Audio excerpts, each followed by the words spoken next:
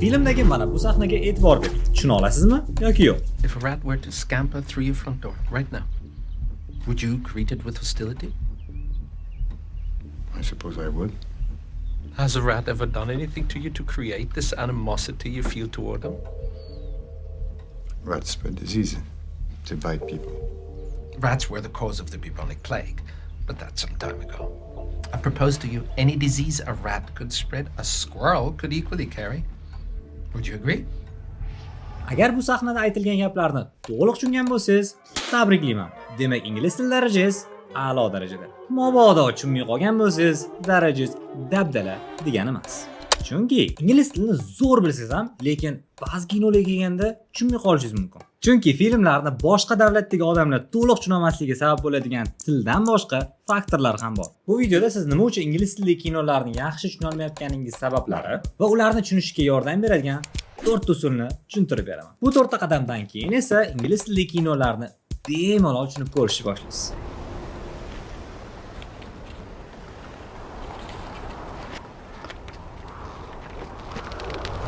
Birinchi qadam darajaga mos film tanlash. Ingliz tilida shunaqa kinolar borki, ularni ingliz tilini zo'r biladigan odamlar ham tushunishga qiynaladi. Kerak bo'lsa native speakerlarni o'zi ham tushunmaydi payti kelsa. Shu sababdan ingliz tilida qanaqadir kino ko'rib tushunmay qolayotgan bo'lsangiz, darajam 0 ekan deb siqilib qolmang. Rostdan ham daraja zo'r bo'lmasligi mumkin, lekin unchalik 0 emassiz. Shunchaki siz hozirgi darajangizdan haddan tashqari qiyin bo'lgan qanaqadir kino tanlab qo'ygan bo'lishingiz mumkin. Qanday film tanlash kerak? Agarda sizning darajangiz beginner, elementary, hatto pre-intermediate bo'lsa ham, qanaqadir kinolarni ko'rayotgan bo'lsangiz, tushunishingiz qiyin bo'lishi mumkin yokida hech narsani tushunmay qolishingiz mumkin. O'sha payt hayron bo'lmang. Siz ingliz tilini yaxshi bilasiz. Boshlab olishga o'zingizga qiziq bo'lgan, kerak bo'lsa oldin ko'rgan qanaqadir kinoyingizni endi ingliz tilida ko'rishga harakat qilib ko'ring. Chunki siz ingliz tilini to'liq o'sha yerdagi kinolardagi sahnalarni to'liq tushunmasangiz ham, siz o'sha kinoni ko'rgan bo'lasiz. Gap nima haqida ketayotganini bilasiz. Zerikib qolmaysiz. Sevimli filmlaringizni ko'rib bo'lganingizdan keyin esa asta-sekinlik bilan darajangizga mos bo'ladigan, sal-pal qiyinroq bo'lgan kinolarga o'tsangiz ham bo'ladi. You know what they call a quarter pounder with cheese in Paris? They don't call it a quarter pounder with cheese? Oh man, they got the metric system. They wouldn't know what the quarter pounder is. And what do they call it? They call it the Royale with cheese. Royale with cheese. Bunday filmlarda tez gapirilgani uchun tushunish qiyin bo'ladi. Lekin Dr. House yoki Open Gamer'ga o'xshagan filmlarda ilmiy terminlar, murakkab jumlalar ishlatilgani uchun siz filmni to'liq tushunmay qolishingiz mumkin. Shu sababdan film ko'rishdan oldin qaysi darajaga mos kelishini bir rot tekshirib olishingiz kerak. Qanaqa tekshiraman deyotgan bo'lsangiz, Google yoki ChatGPTga murojaat qilishingiz mumkin. Axir ular sizga beminnat xizmat ko'rsatib beradi, shunday emasmi? Biz ham ingliz tilidagi eng qiziqarli, jahonga mashhur filmlarni har bir darajaga moslab ajratib chiqdik. Agarda siz o'z darajangizda mazza qilib kino ko'rib, ham ingliz tilini mashq qilmoqchi bo'lsangiz, video tavsifidagi havolani bosing, biz sizga darajangizga mos bo'lgan filmlar ro'yxatini tashlab beramiz. Teaserlarni ko'rib bo'lganingizdan keyin o'zingizga eng yoqqanini birin-ketin ko'rishni boshlasangiz bo'laveradi. Ikkinchi qadam: slang so'zlar va iboralar. Ingliz tili so'z boyligingiz qanchalik katta bo'lmasin, siz baribir ingliz emassiz. Amerika yoki Angliyada tug'ilmagansiz. Bu yerda yashaysiz. Shu sababdan ham ularni ko'cha gaplari, maqollari, qanaqadir bir jumlalarni to'laqonli tushunishga qiynalishingiz mumkin. Va bu 100% tabiiy.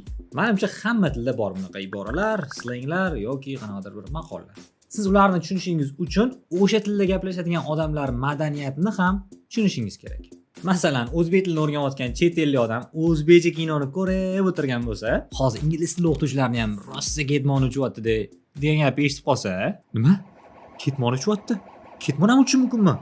deb hayron qolish mumkin. Chunki ketmoni uchmoq degan iborani chet elliklar tushunmaydi. Buni menimcha faqatgina O'zbekistonda yashab o'sgan o'zimiznikilar biladi. Va chet elliklar bunga o'xshash iborani tushunishi uchun ko'chadagi odamlar qanday gaplashayotganini eshitib, kontekst ichida yurish kerak-da. Shunda keyin safar ular ketmoni uchmoq degan iborani eshitgan paytda ishlari yaxshi bo'lib ketibdi, ishlari yurishyapti ekan degan ma'noni anglatishni tushunib olishadi. Ingliz tilida ham xuddi shunaqa. Siz baribir ham qaysidir qismlarni tushunmay qolasiz.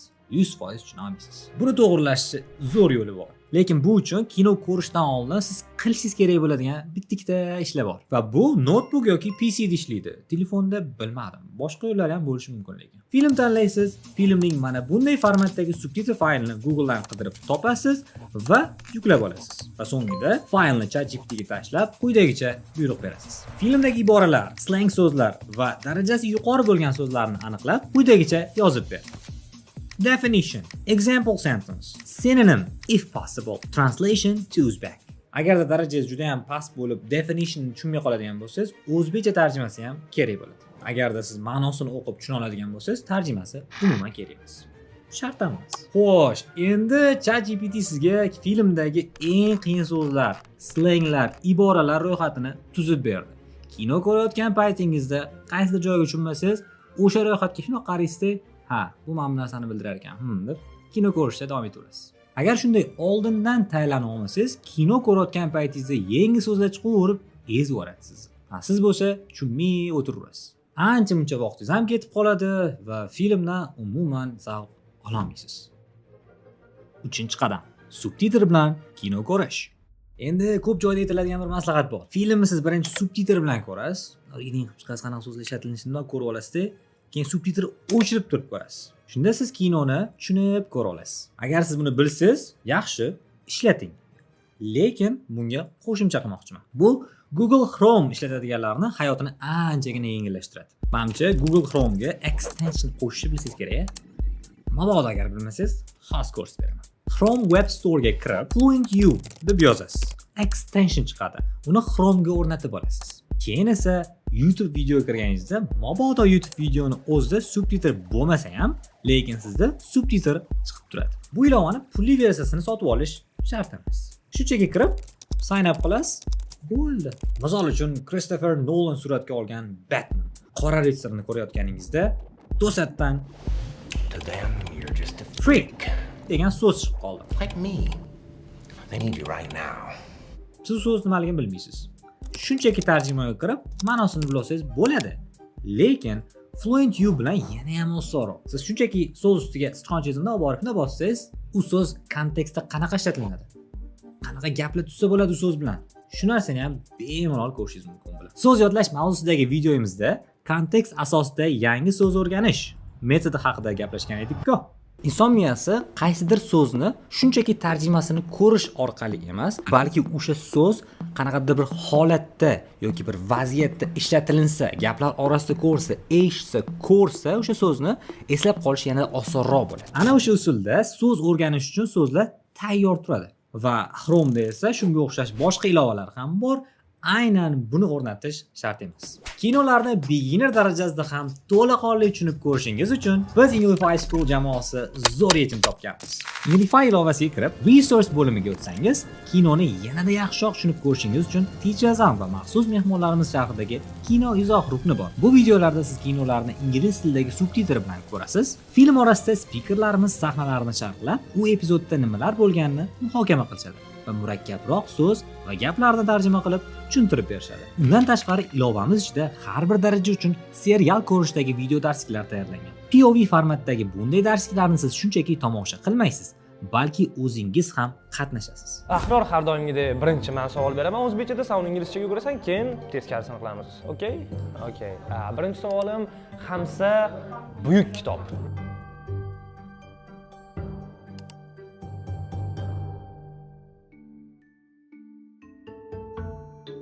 Mana shunday imkoniyatlardan foydalanib, bugungi kunga qadar 10 mingdan ortiq o'quvchilar bizda o'qishdi. Ayni damda 1800 dan ortiq faol o'quvchilar ingliz tilini o'ynab o'rganishmoqda. Agar siz ham ular safiga qo'shilmoqchi bo'lsangiz, video tavsifidagi havolani bosib ro'yxatdan o'ting. 4-qadam. Tez va qisqartirilgan talaffuz. Listening kuchaytirish haqidagi videomizda aytganimizdek, inglizlar nafaqat tez gapiradi, balki so'zlarni bir-biriga ulab, qisqartirib ishlatadi. Misol uchun, Did you ever feel like you really wanted to? Did you ever talk to her? Listen, did you ever watch the TV show The L Word? misol uchun could have done yoki should have done kinolarda qanday eshitiladi? You could have done more stuff. You could have done this all by yourself. Could have done something. I should have done more. Should have done at least. Should have done something. I mean, I am going to ni ular birinchi I'm gonna, I have to go to work or I'm gonna get fired. undan keyin esa ama And I'm with you. ga o'zgartirib tashlashgan. Ana bu endi spoken Englishda. O'zi Amerikaliklar ham real hayotda shunaqa tez gapirishadi. Qisqartmadan juda ham ko'p foydalanishadi.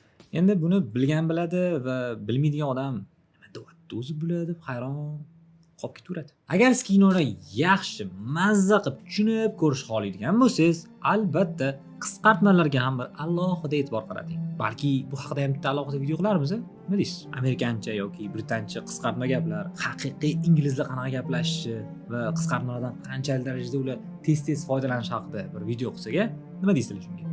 O'zingizning fikrlaringizni izohlarda yozib qoldiring. To'g'ri, olam sayt bo'lsin. Video uchun foydali va manfaatli bo'lgan bo'lsa, like bosing, izoh yozing va yana kim uchun foydali deb o'ylaysiz? O'sha insonlarga jo'nating.